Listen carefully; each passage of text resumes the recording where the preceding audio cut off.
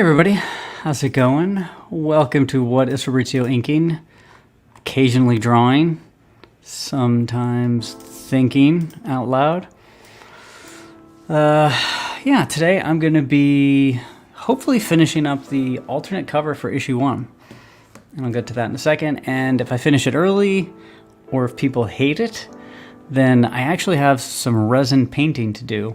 Just real minor stuff. I do resin model kits, and I have a Frankenstein resin model that I need to add a little patina to.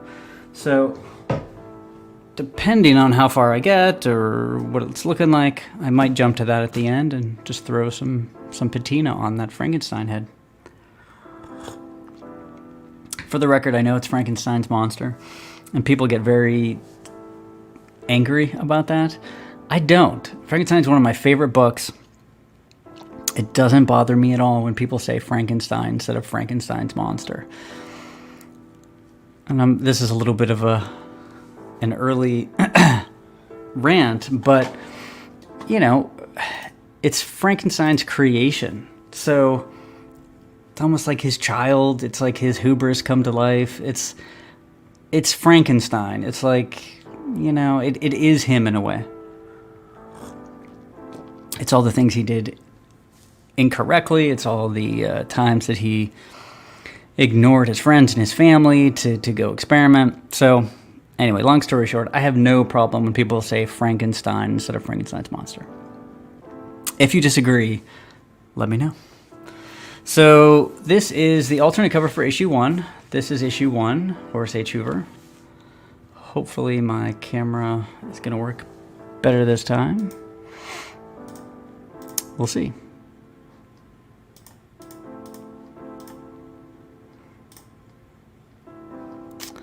That's not working. 1 second.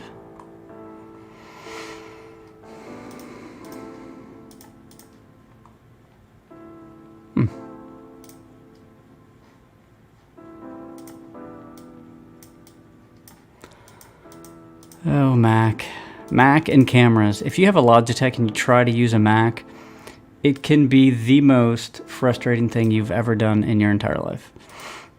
For some reason, the drivers don't work, and you will just lose.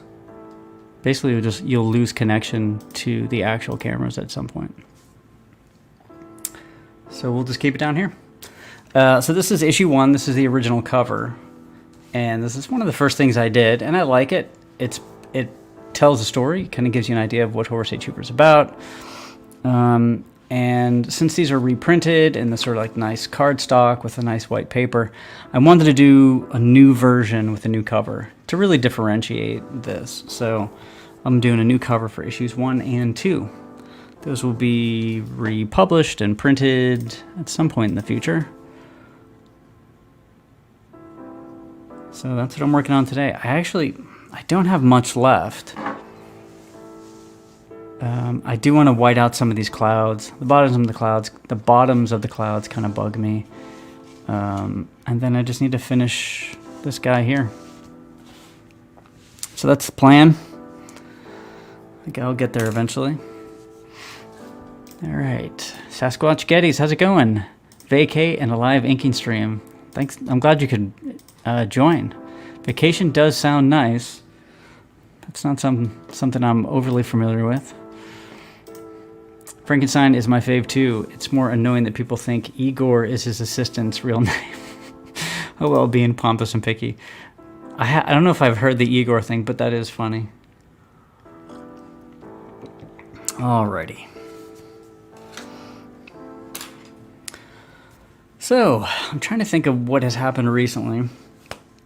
I talked about Plastic City. That was fun. That was great. This past weekend, well, not this past weekend, yesterday. Yesterday, I went to PulpFest, which it's a local con. It is, as its name implies, it's all geared towards pulp and the pulps, like the legitimate actual pulps. So it is very much pulp magazines, anything, you know, Doc Savage or The Shadow or The Phantom related. It's pretty cool. It's in Cranberry, PA. If you're in the area, I highly recommend it.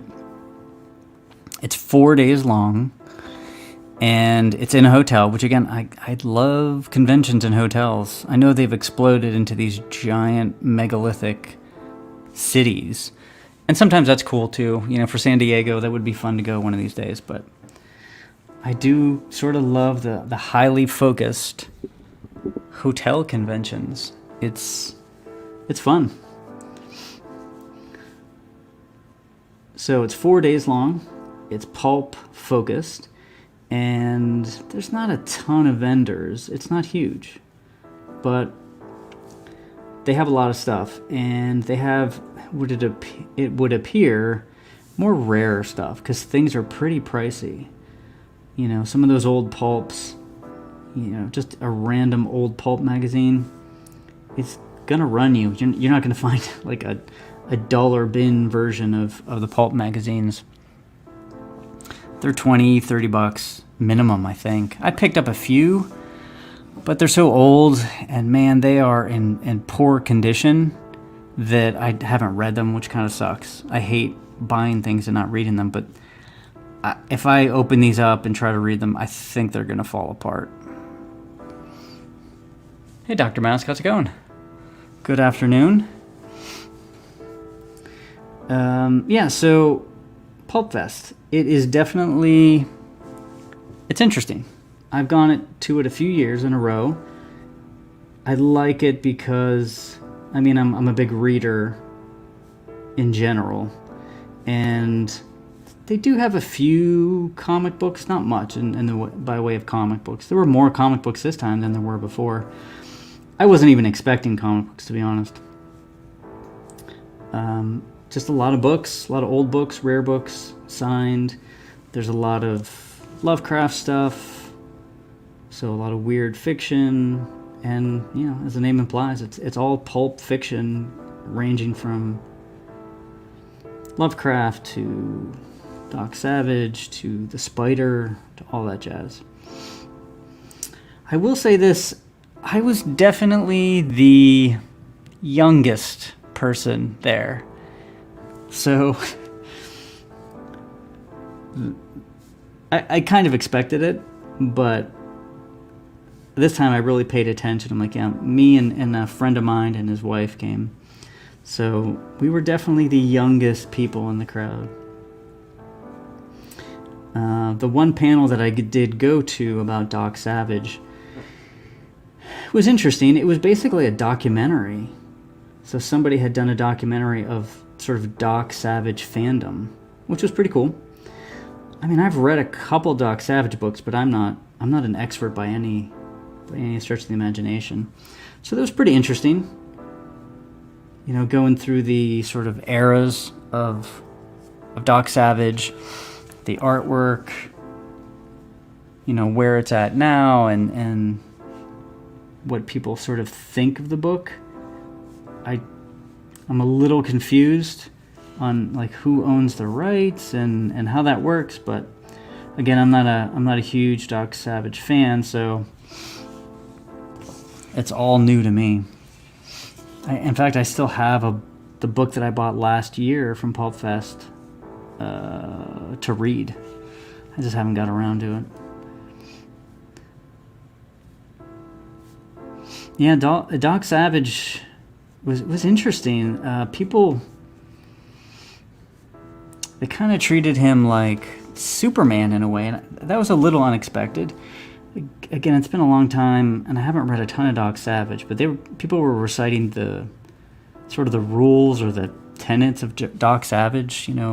Be kind and help others and do all that stuff. I just don't remember that from the book that I read, but it might have been in there, and I just glossed over it.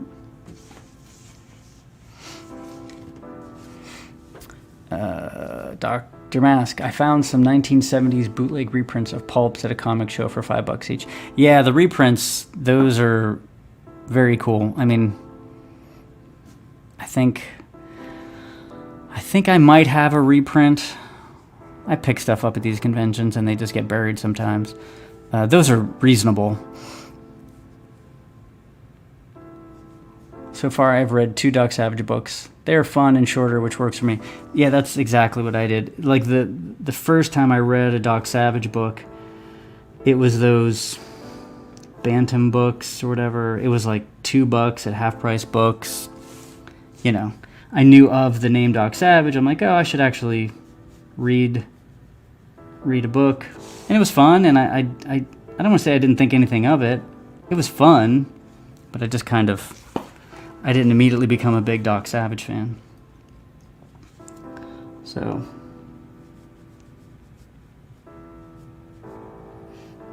I always think, and this is my limited experience with the pulps too, is I kind of see Tom Strong as like a, not a reboot of Doc Savage, but man, pretty close.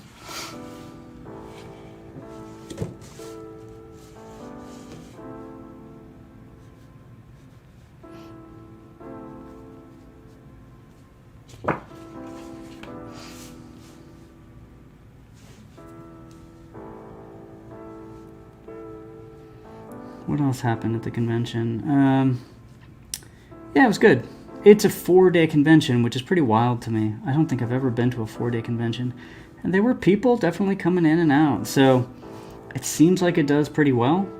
They don't do a ton of promotion. I think, you know, I occasionally push it on Twitter. But I don't really see much from them. It's such a targeted market that it's kind of like word of mouth to some degree.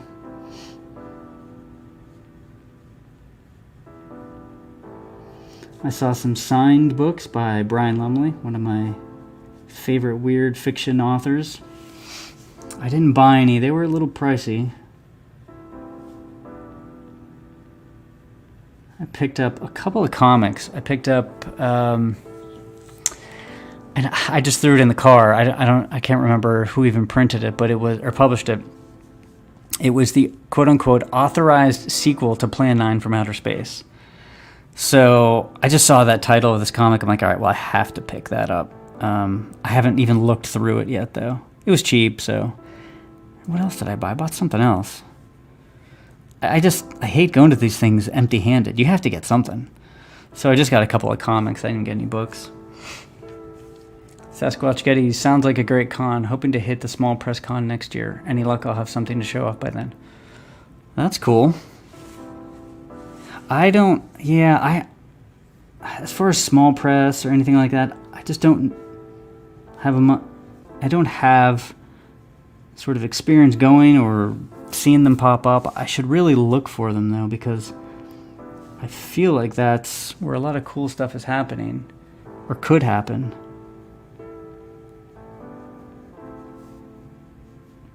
I don't know if like a Horace H. Hoover table at PulpFest would do any good. It seems like it wouldn't. There were a few authors there. I just don't know how well they do. It would be fun just to do it one of these days. But again, it's 4 days.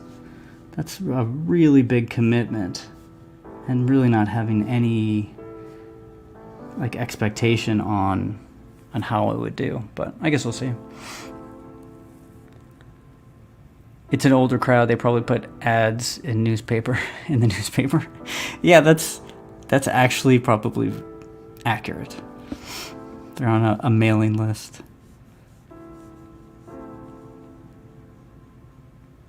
What else did I see that was pretty cool? There was original artwork there.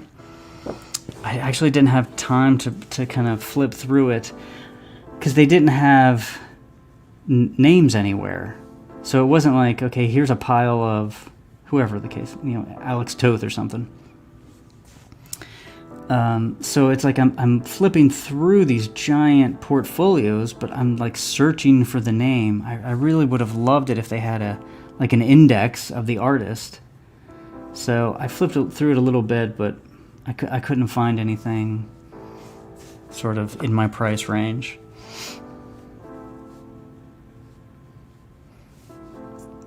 Actually, the one thing I did see that I had never seen before was Dr. Mask, speaking of Edgar Allan Poe, was Bernie Wrightson's prints of a series that he did, which I don't know how I've never seen them.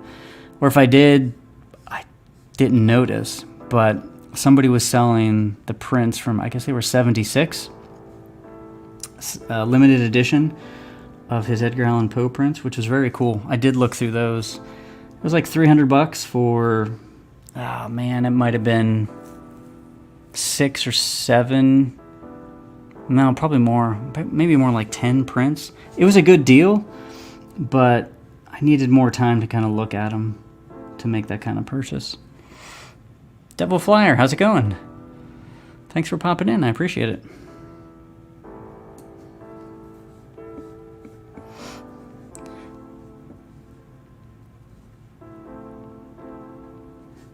Yeah, the thing about the pulps too for me is the artists for some of these covers are just truly incredible. Some of my favorite stuff. It's unfortunate, like sort of self-published, or not necessarily self-published, but even, you know, major published books, the covers are the kind of boring, or they're not evocative at all nowadays. But you could have, even if it was a crappy pulp novel, the cover was really well done. It was evocative. You know, it's a little piece of artwork. Many years ago, maybe, I don't know, 15 years ago, it was a long time ago, I started collecting like those pulp books, because at my local half-price books, you could get them for like $1 or $2. So I just started picking up a bunch, and then I swear, as soon as I like do that, it becomes, or like I'm just on the cusp of it, and all of a sudden they go through the roof. And now each one of those is, I don't know, $6, $10. I'm like, great. I just started getting into something, and then the prices kind of skyrocket. But that is what happens, I guess.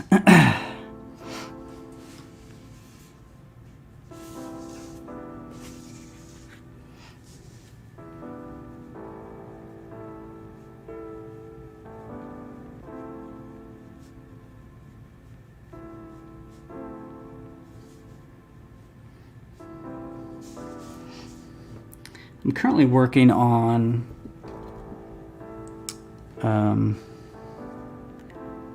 big action scene in issue 4 for Horace H. Hoover. And anytime I'm doing something, I don't want to say new, but you know, I guess new, because there hasn't been a really huge action scene in Horace H. Hoover yet. There's been little ones, and those have been fun, but so anytime I'm about to take on something like that, I like to take a little bit of time and just kind of think through it, instead of just kind of digging in without too much forethought. So I'm like, okay, because I have to figure out what do I like in an action scene? What makes a good action scene? Sometimes you don't even think about it until you have to actually draw it, write it, and convey something from that. Because I know that something like John Wick currently is very popular, and there's a bunch of sort of John Wick clones now. Action can really bore the pants off of me sometimes, depending on what it is. So that's the last thing I wanted to do, is take up 6-8 pages of a comic book, when pages are very valuable, and just do like a boring punching match, So I really sat down and tried to figure out what makes a good action scene, what do I like, and I think I came up with a few guidelines, rules, whatever, that I think are going to be pretty helpful. I've been buying pulps. My oldest is 1897. Wow, that's impressive. Yeah, I don't have that many. I don't know, 15, 20 like stacks somewhere. I tried to read all the ones that I bought. And, you know, one was like a Mickey Spillane, one was that Doc Savage. There were a few in there. And I read oh man, what was the title of that book? It was like a Buck Rogers book. I'm like, oh, I love Buck Rogers. This sounds fantastic. It was probably one of the worst books I'd ever read in my entire life. It was like a ship's technical manual at best. It was absolutely one of the worst things I ever read. And that kind of, I'm like, you know what? I'll revisit the pulps later on after that. And I kind of haven't. But I will. Did you talk to C.M. Eddy Jr.'s grandson at Plastic City? I grabbed a reprint he had. No, I didn't. I'll be honest, I like flew around the floor once, twice. You know, I looked at some dollar bins real quick, grabbed a few things, but I really didn't get to talk to many people. It was so quick, and I didn't want to leave my table, and yeah, he was a pulp writer. It doesn't sound familiar, but I mean, there's plenty that I don't know. Domino's, hey, how's it going? Thanks for joining. I appreciate it. Speaking of Frankenstein's creation, have you checked out Image's Universal Monster series? Newest one is Frankenstein. Each issue is a backstory on each body part of the doctor used. That is a cool idea. I did read Dracula, the new Image from Dracula. The new Dracula from Image, Skybound, right? That was cool. It was a painted book. I really enjoyed it. It didn't bring really anything new to to Dracula, but it was good. It was well done. But that's a cool concept for Frankenstein. I like that idea. Man, Frankenstein is just a tragic story. So tragic. I love it. Pulps be thick. A lot of reading. Yeah, some of them. I mean, some of them are pretty small too. So it depends. Right now, I am currently. What am I reading? I'm reading Thomas Ligotti. I don't even know how to pronounce it. Ligotti's, like a collected short story book of his, which I am liking. He's a new author for me. Weird fiction, horror. I think he's still around. His heyday was 80s. I don't really know much about him. It was recommended to me, so I'm giving it a whirl. And so far, I'm liking it. It's pretty interesting. Books of short stories for me are a little tough, though, because, you know, you can't really build momentum, obviously, if everything is self-contained in this, you know, big book. So I read a short story, I set it down, I read something else, I read a short story. I think if you read like a book of short stories in a row, things sort of blend together. The locations, the characters, and even if you're conscious of that, subconsciously things will bleed in. So I try to make sure that when I read a short story and I'm done, I put that author down and I pick something else up. So right now, I put it down.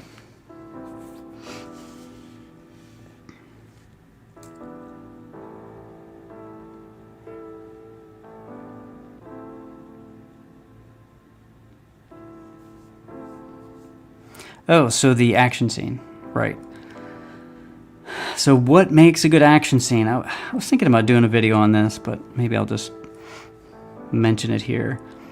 And I think, to start with, the action scene has to almost have a 3-act structure.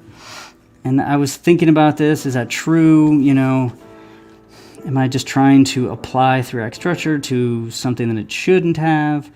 But the more I sat down and actually thumbnailed out the scene, I think that has to be the case. There has to be a beginning, a middle, and an end of the action scene, and it has to have sort of all of the expectations of a full story in that action scene. there has to be, a resolution. There has to be a point where your character or characters are at their lowest. There has to be an impediment. All of the things that we think of for a regular story, I think, have to be in the action scene. If not, it's just physical motion. I punch you, you punch me. I punch you, you punch me. If we think about Rocky, or any of the Rockies, well, maybe not any of the Rockies, but those feel like little mini stories, the actual fight. It starts off where maybe he's doing good, and then, the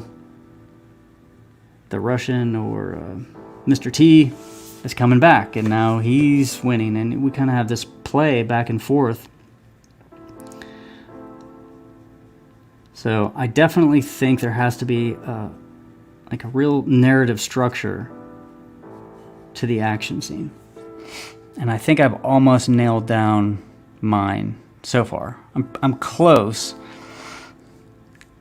The other thing too is it has to be clever in some way. Like I said, it can't just be one person punching one person and just back and forth. Hey, here's a small punch, here's a big punch, here's another punch. I feel like that can really get old quickly. Now with Horace H. Hoover, it's supernatural, paranormal sort of stuff, so I can utilize things that other people can't.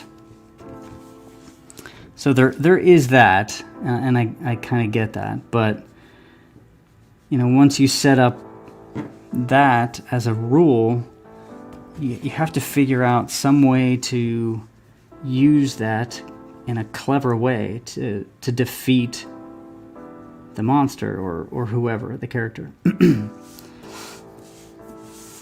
So I'm sort of setting these goals for the action story for me, or for the action scene for me. And what I'm actually did, instead of thumbnailing, I'm actually doing an outline of the scene written first. That just helps kind of reinforce the idea of a 3-act structure and a narrative sequence instead of just visual interest.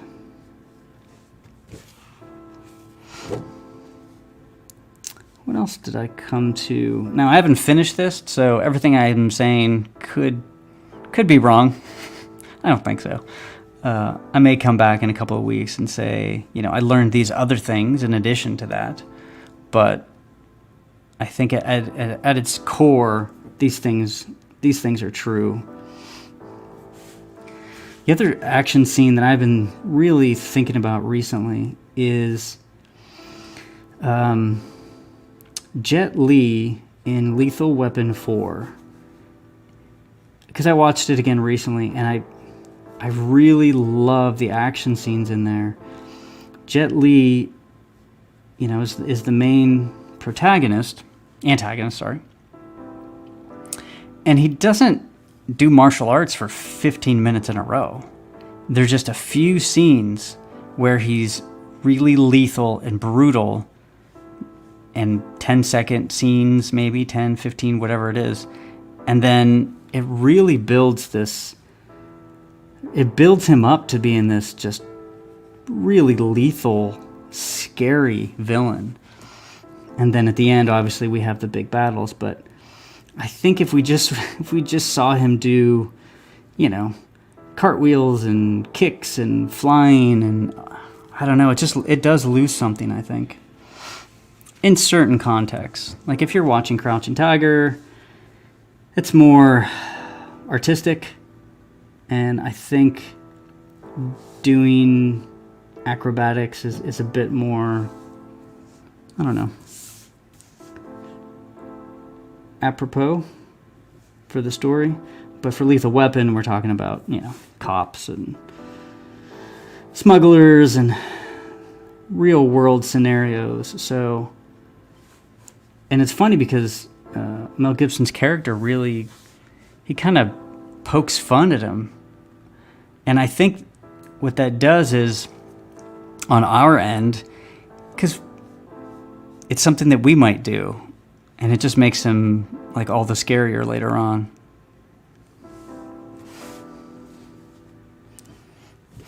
So yeah, that was an action scene that just really kind of resonated with me again. I mean, I had seen it a million times, but I've been really thinking about what makes a good action scene, and that I really liked that. I think I posted on Twitter, I know I posted on Twitter, what is a trope or a cliche or something that you like or dislike in comic book action scenes. And Ben Soto, who posted something about, I think it was Spider-Man getting beat up in some issue, and I'm like, yeah, I was thinking about Daredevil getting beaten up post Inferno, the Typhoid Mary thing. I mean, really getting beat up, where his face is just lumps. Also that Spider-Man where he gets sort of crucified in X-Men. Yeah, I think that really is a big part of the action scene too, is seeing your hero really get beat up. If not, the stakes aren't there. And when he does finally triumph, it means something. So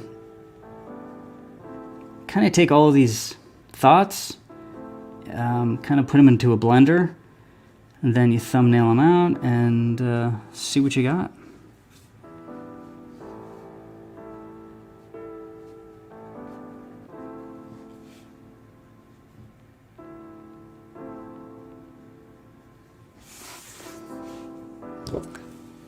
Kind of messed up his leg there. I'll get back to that. I am going to white out some clouds. After looking at this again, giving it some time, coming back to it, I don't like how the bottoms of the clouds worked out. Sometimes the bottoms of clouds, if you look, they're very flat. So they're like this. They can look really stylized. So like the bottoms, because these are going off in the distance. And then, the tops are very kind of cloud-like.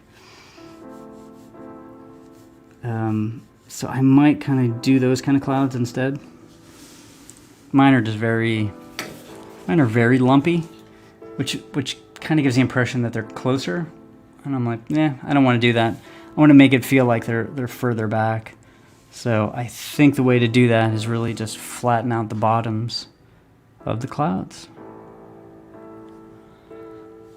Alrighty, I'm gonna take a drink because I've been talking a lot.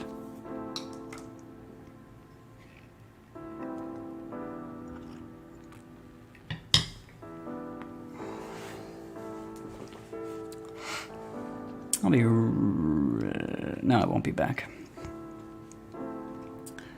Usually after about 30-40 minutes, the ink in your brush starts to dry a little bit. So it's not the worst idea to kind of clean it out.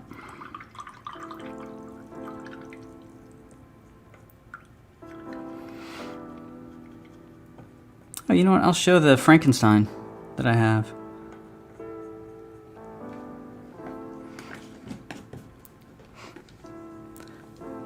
I don't have too many of these left on my Etsy store.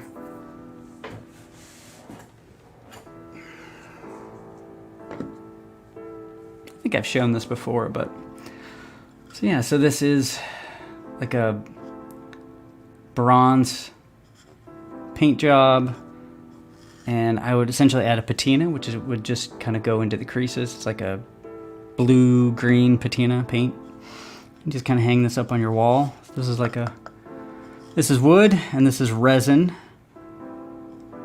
and this is So what I did is I 3D modeled this, then I 3D printed it, and then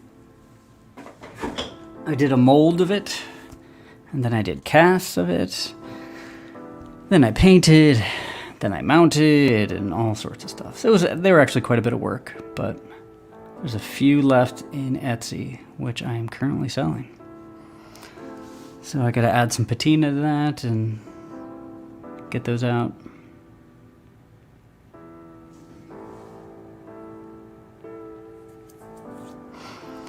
Alrighty.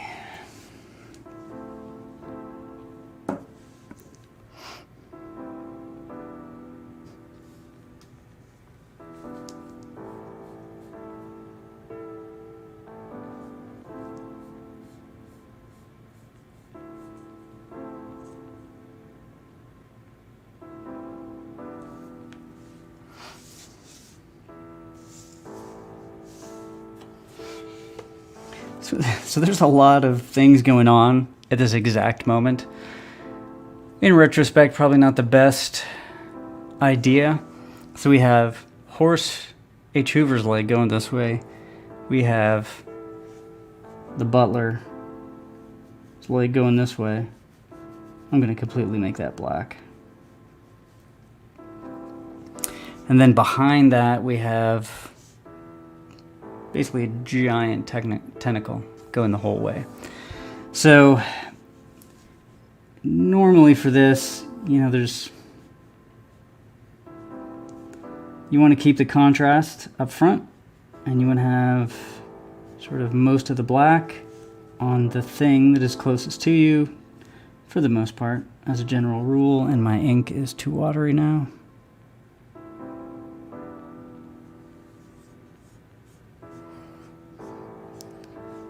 And then as the tentacle, recedes into the background, you want it to be a little more gray. So that's how, like, if you have multiple things that are layered on top of each other, because if you have black on hatched, it can get really confusing. So I will definitely make sure for this tentacle back here that we're just doing some hatching, on top of the fact that it's really not a focal point. We just don't want this tentacle coming out of nowhere, so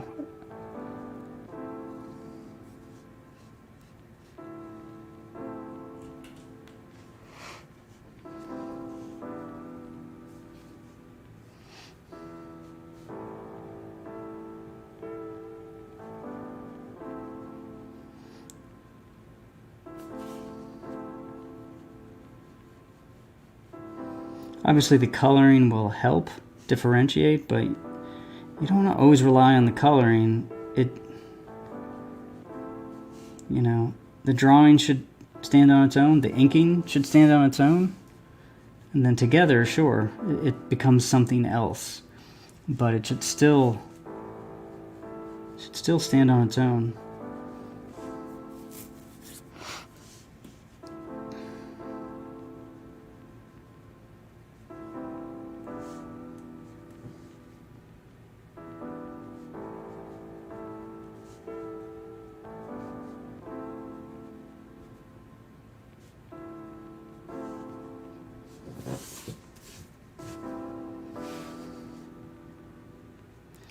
I know the big comic book movie is Deadpool and Wolverine right now.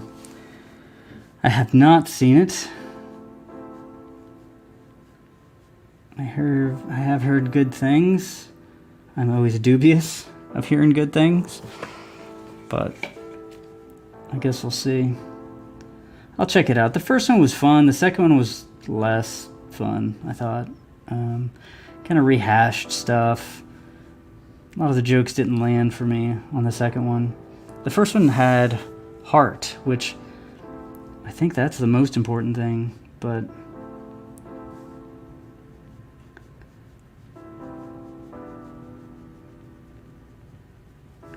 I think a lot of that comes down, comes down to the writing for sure, but I think ultimately it comes down to the director, because you can have the same script. If you give it to a certain director, it could come off as sappy and insincere. If you give it to somebody else, it comes off as like heartfelt. And unfortunately for me, I feel like that's most of the case, most of the time. Like, even if they try to have some sort of love story, it just comes off as insincere and hokey. But, you know, you give that to Peter Jackson, and that's a different story entirely. Hey Ben, how's it going? Thank you very much, sir. I appreciate it. I think this is the last day I'll be working on this drawing. As far as what I'm going to do after this, I'm not sure. I always threaten to do fan art, and I should do some fan art. I don't know.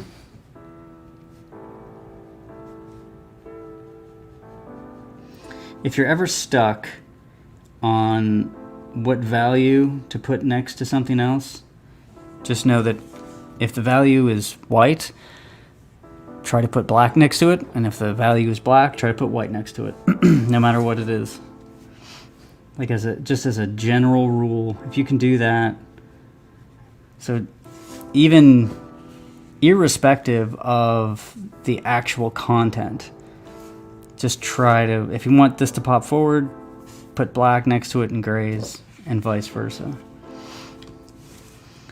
There are so many paintings throughout history where it seems, if you really look, that the value in the background is completely arbitrary, but it doesn't make a difference, because the whole point is to pop that portrait, or whatever the case may be, forward. And as long as it does that, as a viewer, you don't really care or notice. What name is your Etsy under? It is, I think the full one is at Unhallowed Art. I should know this, huh?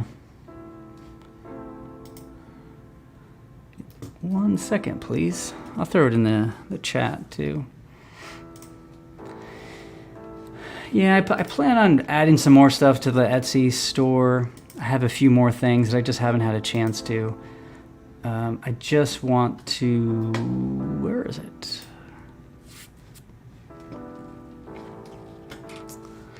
One second. Oh, here it is. Unhallowed by Fabrizio. But yeah, I'll throw it in chat. 1 second.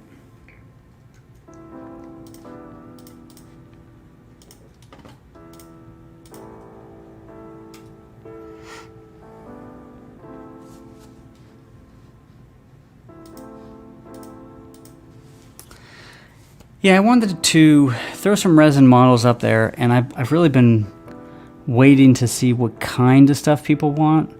You know, at first, because I don't know how many 3D models ready to get printed and reproduced, but, you know, it seems like people don't want unpainted resin models, from what I can tell. That might be wrong, but for me, I've been selling my Jacob Marley door knocker and Frankenstein. Sold a few horse painted ones. So far, I think I sold one unpainted Nosferatu. I'm too old for this stuff, which is like a geriatric Nosferatu. Kind of a little spoof. So yeah, I've been waiting to see what people prefer, and so far they want painted, finished models assembled, which is a little unfortunate because I have a fair amount of inventory of unpainted resin models, because they're kits. You know, people will buy kits and they'll assemble and paint them, but as of yet, I haven't really sold many of those.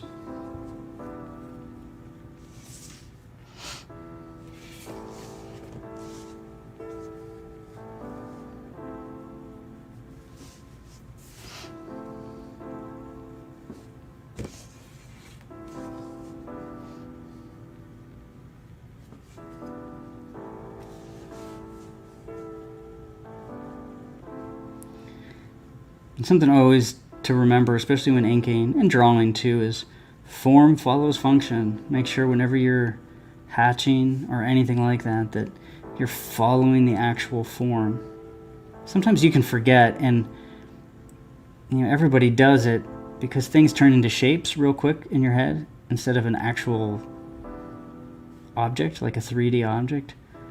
So just constantly remember, okay, what is this? Is this a round tentacle? And how round is it? Where is it? Convex, concave? Try to keep that in mind, because it's almost like it's free. It's a free way to show that whatever you're drawing is round. It's like drawing a 3D mesh on something.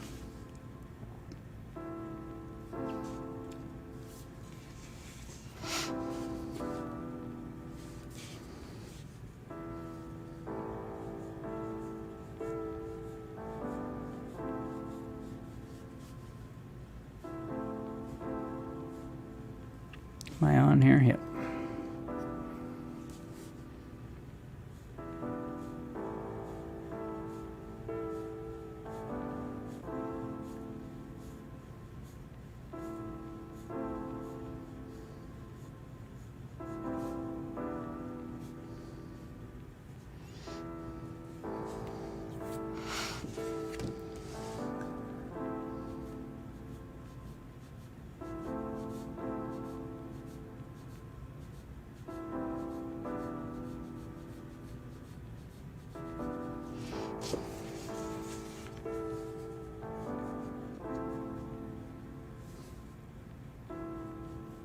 I should have done that.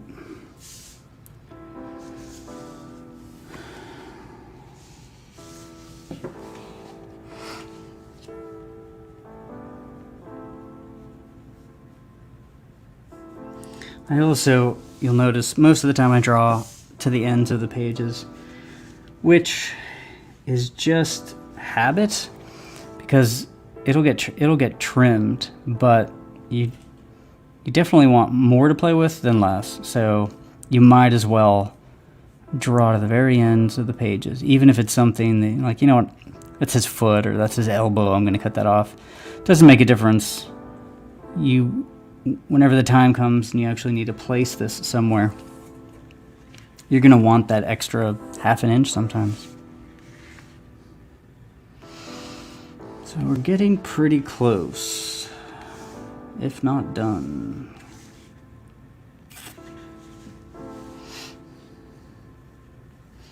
So I could put detail in his hands here, but he's in the background.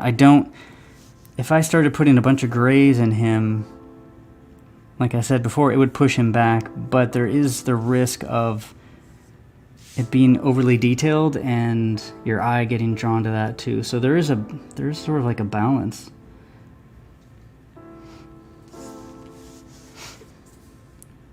If I'm going to put any detail, it should be in this image up front, really.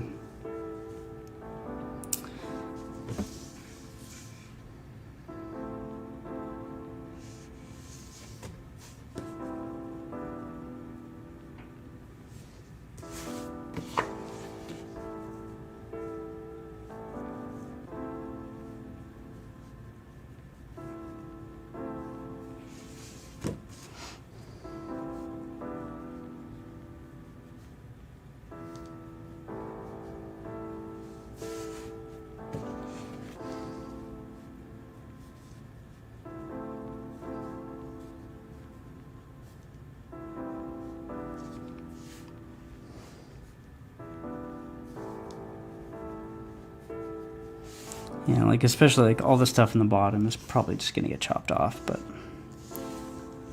it's okay.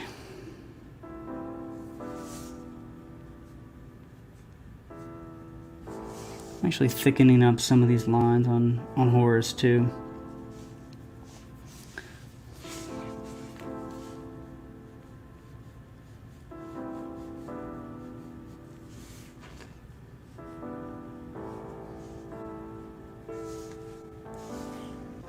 I'm going to use a little whiteout. I normally don't do that. It is 3:54. I'm getting pretty close to the end here.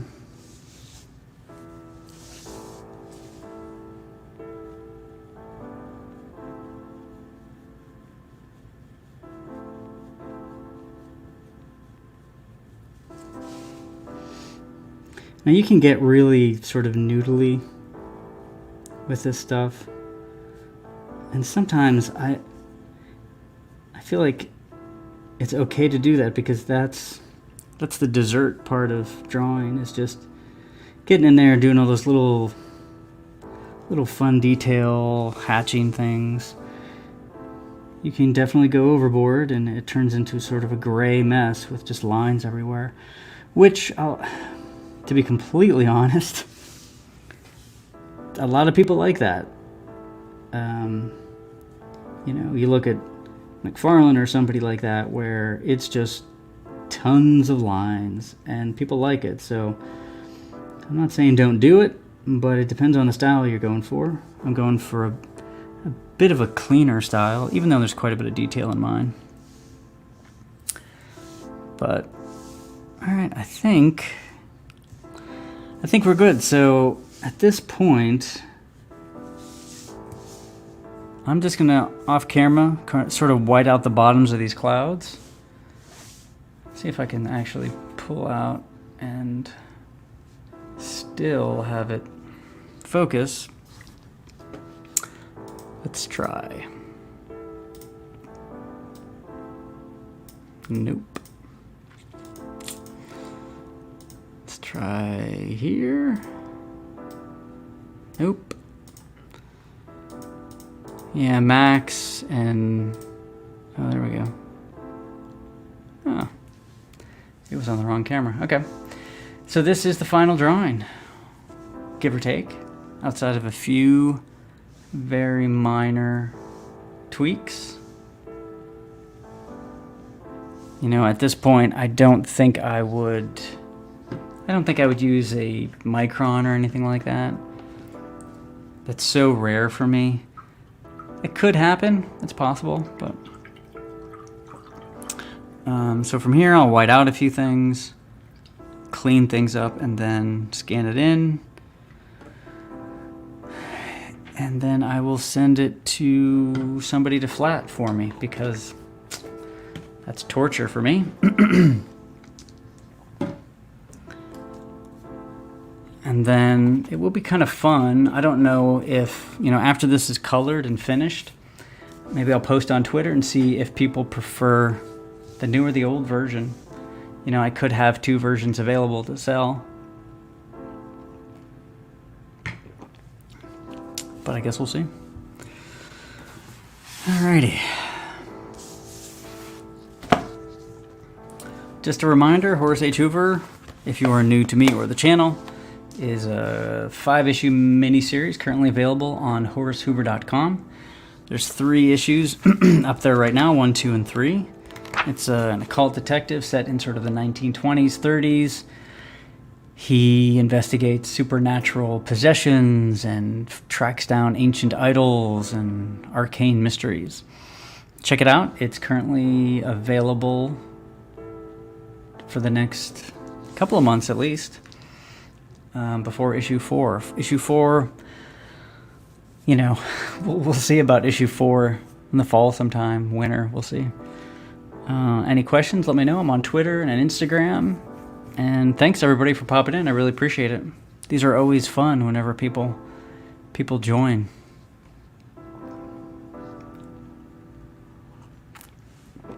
And I will definitely be auctioning off this cloud. The starting bid is $80 for this cloud, which I think is pretty reasonable. All right, everybody. Thanks again, and I will talk to everybody later. Bye.